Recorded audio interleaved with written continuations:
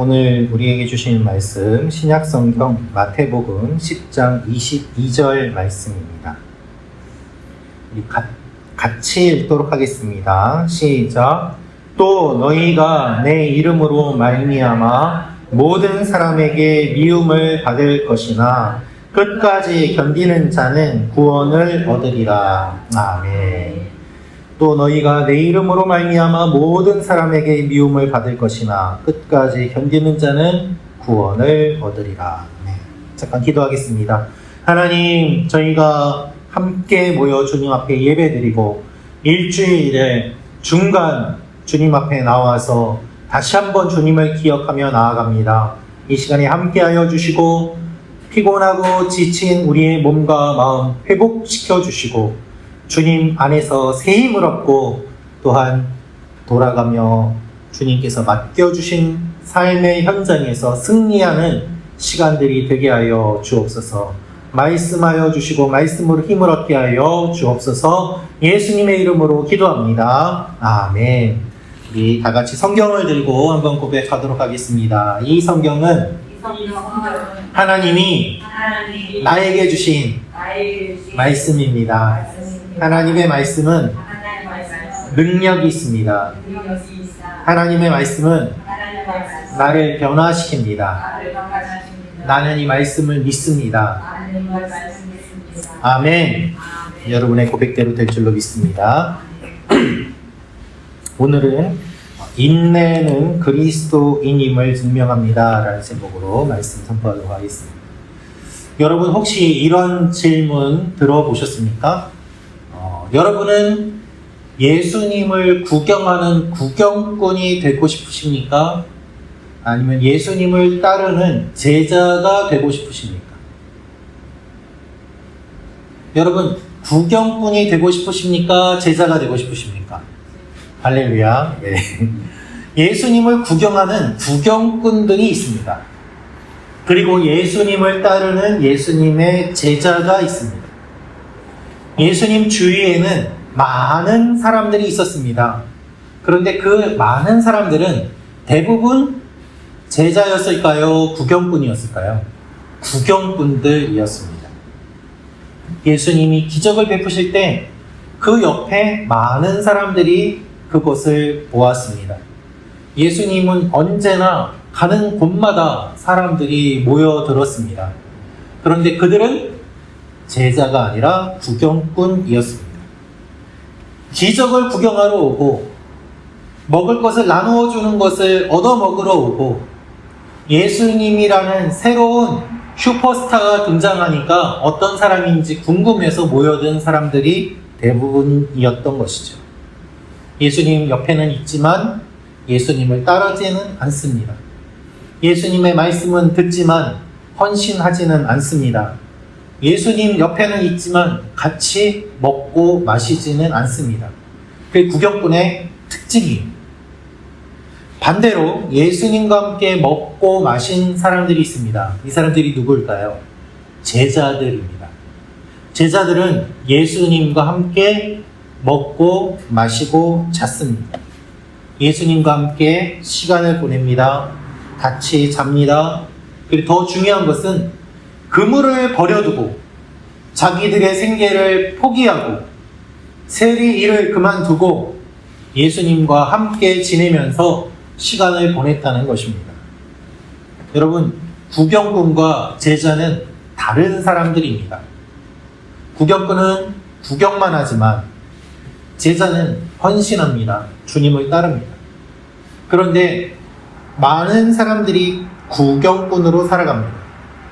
교회를 다니면서도 예수님을 믿으면서도 그냥 적당히 믿고 지내는 그런 사람들이 많은 것을 우리는 보게 됩니다.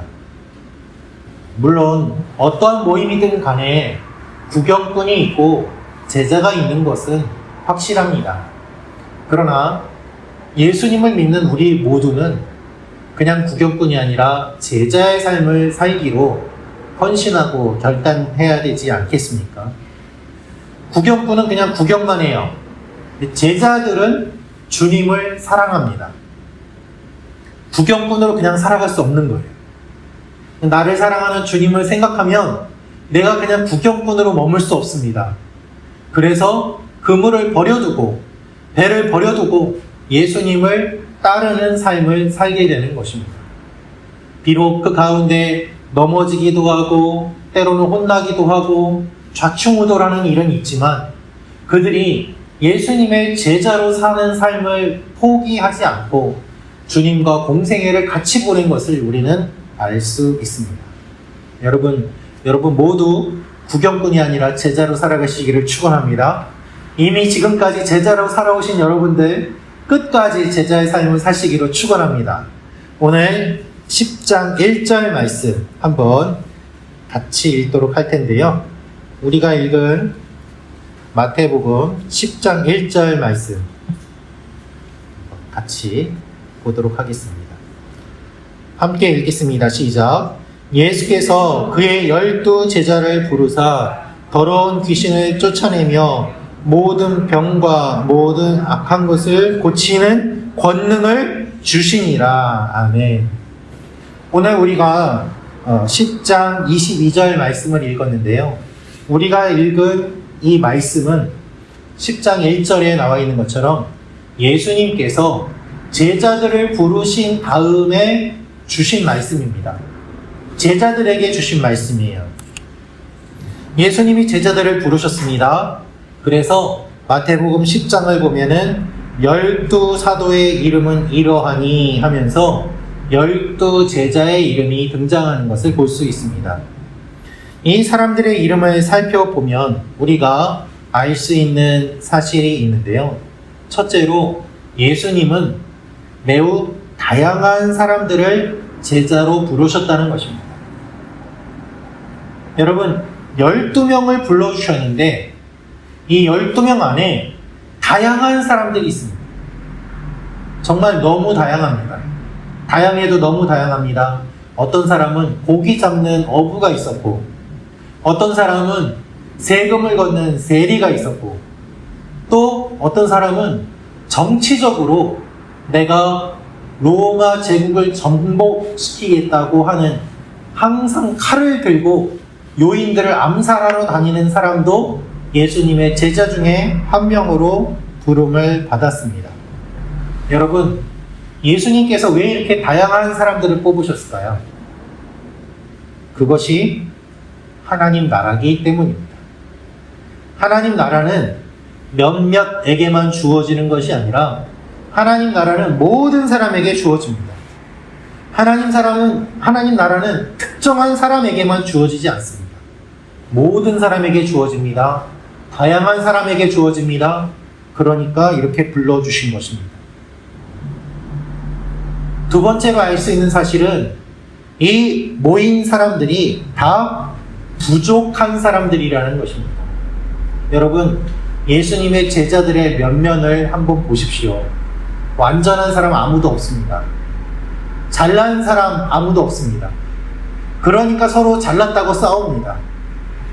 완벽한 사람, 완전한 사람, 나는 부족함이 없다고 생각하는 사람들은 예수님의 제자가 될 수 없어요. 나는 부족하다, 나는 예수님이 필요하다, 예수님이 채워주셔야 된다, 이렇게 생각하는 사람만 예수님의 제자가 될 수 있는 것입니다. 여러분, 이 자리에 왜 나오셨습니까? 주님이 필요하니까 나오시지 않았습니까? 할렐루야.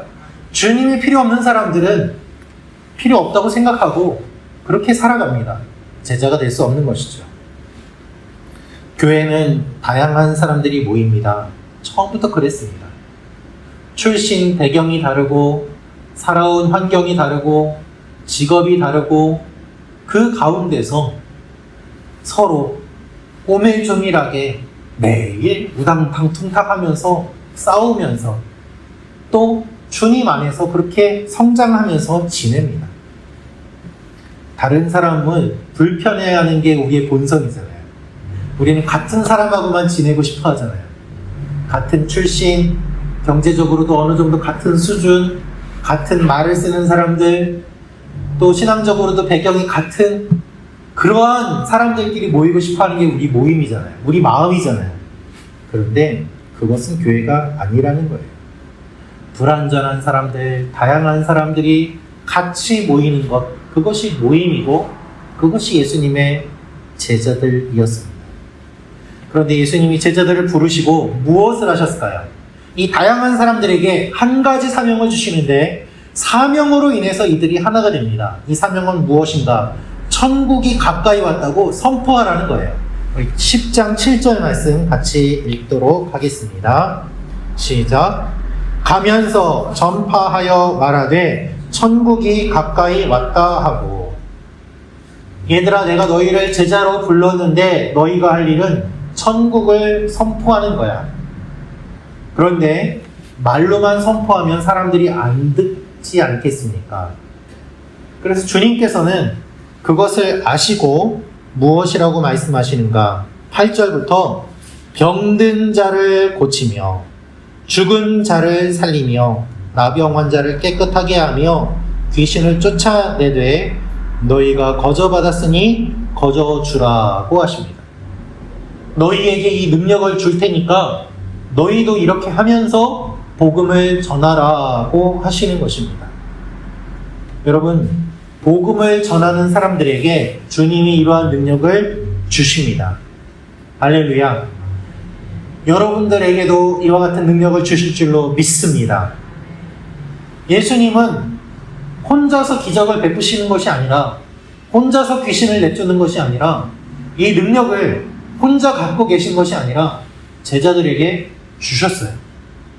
그러면 예수님의 능력이 없어졌을까요? 아니죠. 이게 더 퍼져나가죠. 더 많아지죠. 능력을 주는 것입니다. 여러분, 리더들의 모습을 보면은 어떠한 리더들은 그 능력을 자기만 가지려고 하는 사람이 있어요. 나눠주면 배신할 거야 라고 생각하고서 다른 사람들이 어떻게 하는지 계속 감시하는 리더가 있습니다. 그런 리더는 성장하지 못합니다. 사람들이 성장하지 못하고 조직이 성장하지 못하고 피곤합니다. 그런데 그 능력을 그대로 다 넘겨주고 위임하는 경우가 있습니다. 그럼 같이 성장합니다. 믿어주니까 그 믿음에 부응하기 위해서 최선을 다합니다. 그것이 성공하는 모습들입니다. 예수님께서 이렇게 하신 거예요. 제자들은 부족하지만 그 능력을 주시고, 그래 너희는 부족하지만 귀신을 쫓는 능력을 내가 너희에게 주겠다. 병 고치는 능력을 내가 너희에게 주겠다. 이걸 사용하고 복음을 전하여라 라고 하신 것입니다. 여러분, 주님께서 여러분을 불러주셨습니다. 여러분에게 능력도 주십니다. 할렐루야. 이미 우리에게 받은 능력들이 있어요. 사명이 있어요. 구경꾼에게는 이러한 사명도 능력도 없습니다. 제자들에게만 나타나는 거예요. 그래서 우리 모두 제자가 되어서 이 사명과 능력을 경험하게 되기를 축원합니다. 그런데 오늘 말씀을 보면 22절에 우리가 읽었는데요. 주님이 이렇게 말씀하십니다. 제자들에게 좋은 일만 일어날 것이라고 말씀하지 않고 미움받을 것이라고 이야기하고 계십니다. 22절 말씀 우리 한번 다시 읽도록 하겠습니다. 시작. 또 너희가 내 이름으로 말미암아 모든 사람에게 미움을 받을 것이나 끝까지 견디는 자는 구원을 얻으리라. 아멘. 그런데 이 말씀을 하시기 전에 21절에는 무엇이라고 말씀하시는가 하면 장차 형제가 형제를, 아버지가 자식을 죽는 데 내주며 자식들이 부모를 대적하여 죽게 하리라 고 말씀하십니다. 이 말씀은 미가서 7장 6절 말씀을 인용하면서 말씀하신 것인데요. 미가서 7장 6절 말씀 제가 읽어드리겠습니다. 아들이 아버지를 멸시하며 딸이 어머니를 대적하며 며느리가 시어머니를 대적하리니 사람의 원수가 곧 자기의 집안 사람이리로다. 이스라엘이 하나님을 떠나면 재앙이 임하게 됩니다. 하나님의 백성들이 우상을 섬기고 하나님을 떠나면 재앙이 임하게 됩니다. 그리고 나라를 빼앗기게 됩니다. 그때에 어떤 일이 일어나는가?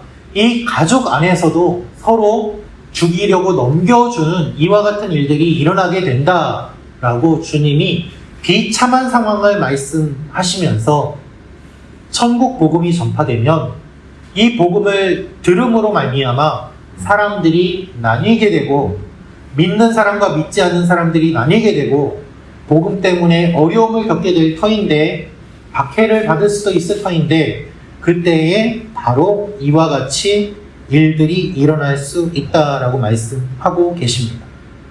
그리고 마지막 때에 이러한 일들이 일어날 것임을 말씀하시면서 배교가 일어날 것을 알려주고 계십니다. 그래서 예수님은 제자들에게 너희가 끝까지 복음을 전해라. 여기서 끝까지라는 것은 너희가 죽을 때까지, 그리고 세상이 끝날 때까지, 사명을 다할 때까지 이것을 하라는 거예요. 이러한 어려운 일들이 일어나고 힘든 일이 있고 박해가 있다고 할지라도 그렇게 복음을 전하는 것이 제자인 너희들의 사명이다. 두려워하지 마라. 내가 너희에게 능력도 주고 끝까지 이 어려움을 견디면 너희에게 구원이 있기 때문이다 라고 말씀하고 있어요. 여러분, 제자들이 왜 미움을 받을까요? 제자들이 왜 박해를 받을까요? 22절 말씀을 보면 너희가 내 이름으로 말미암아 모든 사람에게 미움을 받을 것이다 라고 되어 있어요. 예수님 때문에 미움받을 거라고 말씀하고 계세요. 예수님 때문에 박해받을 거라고 말씀하고 계세요. 여러분, 예수님 안 믿으면 박해도 없습니다.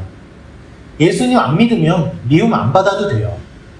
그런데 예수님 믿으니까, 복음을 전하니까 이와 같은 일들이 일어날 것이라고 말씀하십니다.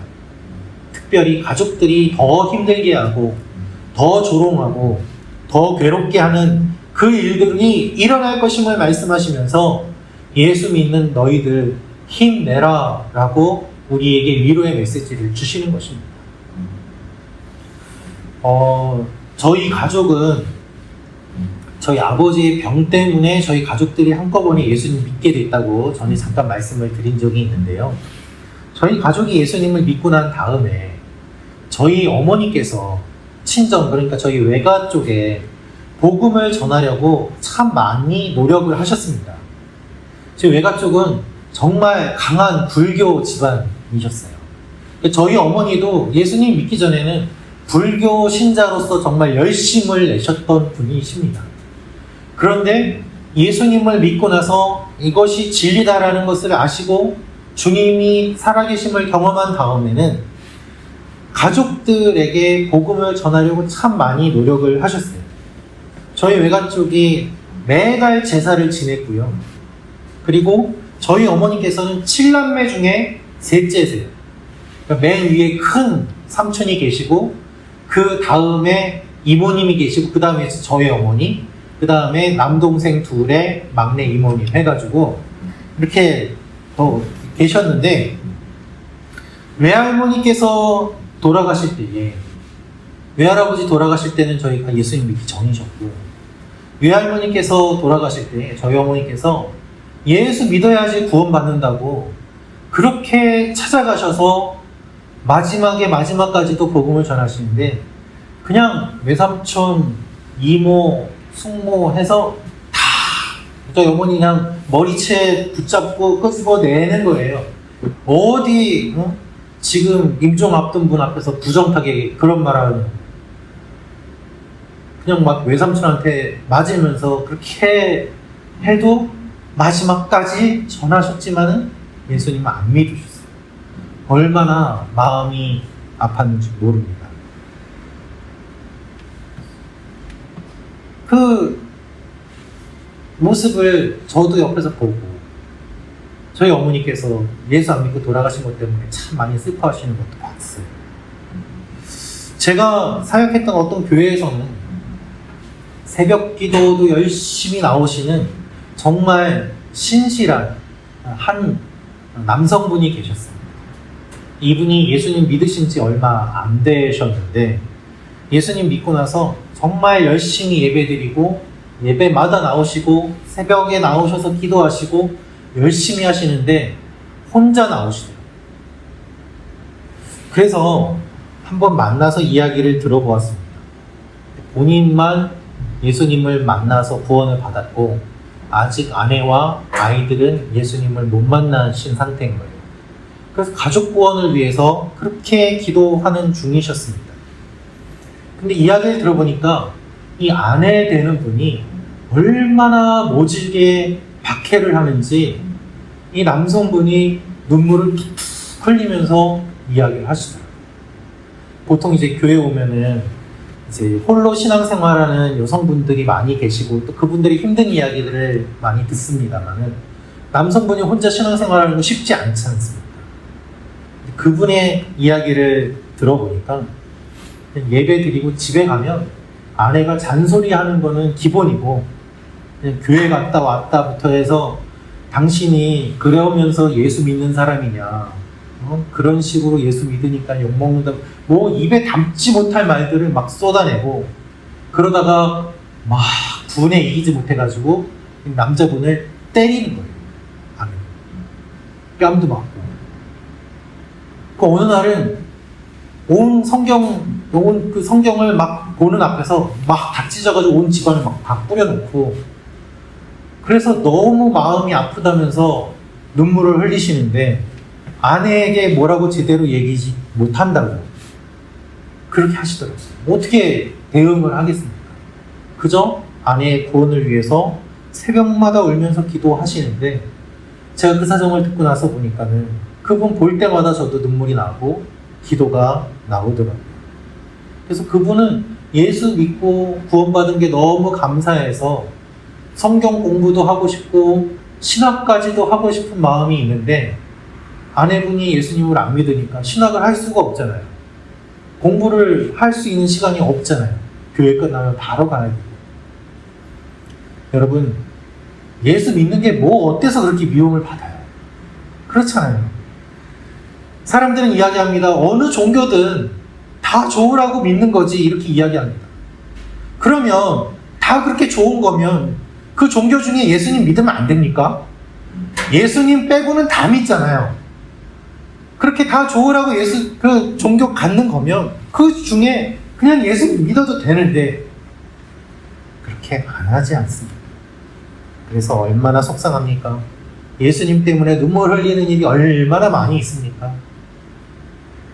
특별히 예수님 당시에 유대인들에게 있어서 예수 믿으라고 하는 거는 이 유대인들이 듣기에는 우리가 하나님 잘 믿고 있는데 저 예수라는 사람이 갑자기 나타나서 자기가 하나님의 아들이라고 믿으라고 하니까 저거 하나님 모독하는 놈 아니야? 이상한 사입이 아니야?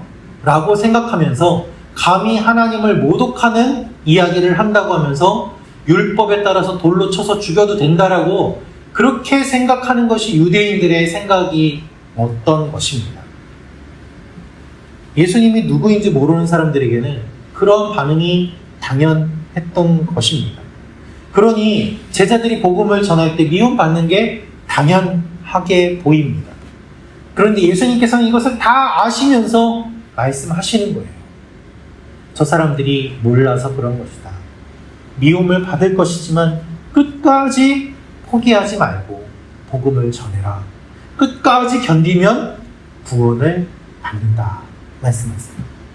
그래서 22절에 끝까지 견디는 자는 구원을 얻으리라 고 주님 말씀하시는데요. 견딘다는 말은 중단을 멈춘다는 뜻이에요. 멈추는 걸 멈춘다. 그죠? 멈추지 말라는 뜻입니다. 멈추지 말고 끝까지 해라. 그리고 동시에 영구적이 된다는 뜻이 됩니다. 머물러라 라는 뜻이 됩니다. 영구적으로 예수님을 믿는 거 포기하지 말고 계속 주님 안에 머물러라. 그것이 견딘다는 뜻이에요. 그러면 어떻게 되는가? 구원을 받는다고 말씀하십니다. 박해도 있고 공격도 있고 힘든 일도 있고 예수 믿는데 왜 이런 일이 일어나나 하는 일도 일어나고 차라리 너무 힘들어서 포기하고 싶은 일들도 일어나지만 주님 오실 그때까지 끝까지 포기하지 않으면 주님이 알고 우리에게 구원의 능력과 구원의 열매와 구원의 소식을 주신다는 것입니다. 할렐루야. 성경은 구원을 세 가지로 이야기합니다. 우리가 예수 믿는 순간 우리는 구원을 받았습니다. 여러분, 구원받은 존재예요. 과거죠. 예수 믿는 순간 구원을 받았습니다. 그리고 예수 믿는 사람으로, 구원받은 사람으로 살아갑니다. 현재예요. 그리고 두렵고 떨림으로 너희 구원을 이루라고 되어 있습니다. 주님 오실 그때까지 이 구원을 계속해서 유지해 가야 되는 일들이 있는 것입니다. 그것이 구원의 과거와 현재와 미래의 모습입니다. 여러분, 우리의 구원은 이런 것입니다. 예수님의 제자들이 예수님을 만나서 구원을 받았습니다. 주님과 함께 지내면서 제자라면 어떻게 살아야 되는지를 배웁니다. 이들이 십자가 사건 때는 도망갔지만 부활하신 주님을 만난 이후에는 이들이 초대교회의 지도자가 되면서 순교할 때까지 포기하지 않고 끝까지 주님의 일을 감당합니다. 그래서 교회가 세워지고 복음이 전파되었습니다. 여러분, 우리가 예수 믿는 것을 포기하지 말아야 합니다. 끝까지 견뎌야 됩니다. 버텨야 됩니다. 끝까지 주님과 함께 있어야 됩니다. 주님은 이렇게 말씀하세요. 23절 같이 읽겠습니다. 시작. 이 동네에서 너희를 박해하거든 저 동네로 피하라. 내가 진실로 너희에게 이르노니 이스라엘의 모든 동네를 다 다니지 못하여서 인자가 오리라. 아멘. 이 말씀은 무슨 뜻인가 하면 어려움이 있을 것인데 그때 피하라고 말씀하세요. 이동한 그곳에서 다시 복음을 전합니다. 거기에서 새로운 생명이 일어납니다. 여러분, 사도행전 말씀을 보면 예루살렘에 교회가 세워졌습니다. 그런데 박해가 생기니까 그리스도인들이 뿔뿔이 흩어지게 되고, 그렇게 흩어진 디아스포라 그리스도인들이 이방 땅에 가서 복음을 전하고 교회가 세워지고 하나님 나라가 확산되는 것을 보게 됩니다. 끝까지 포기하지 않고 있는 곳에서 최선을 다하며 주님 앞에 나아갔던 것입니다. 사랑하는 성도 여러분, 끝까지 포기하지 않는 믿음을 가지시기를 축원합니다. 우리가 끝까지 견딜 때 주님의 사랑과 구원과 위로가 우리 위에 임하게 됩니다. 그것이 요한계시록까지 이어져서 우리의 눈물을 닦아주시고 어린 양의 혼인잔치에 참여하게 하시고 주님의 기쁨에 참여하게 하시는 주님의 약속으로 주어졌습니다. 오늘도 어렵고 힘든 일들이 많이 있지만 주님을 바라보며 주님과 동행하며 나아가는 여러분과 제가 되기를 소망합니다. 우리 같이 기도하겠습니다.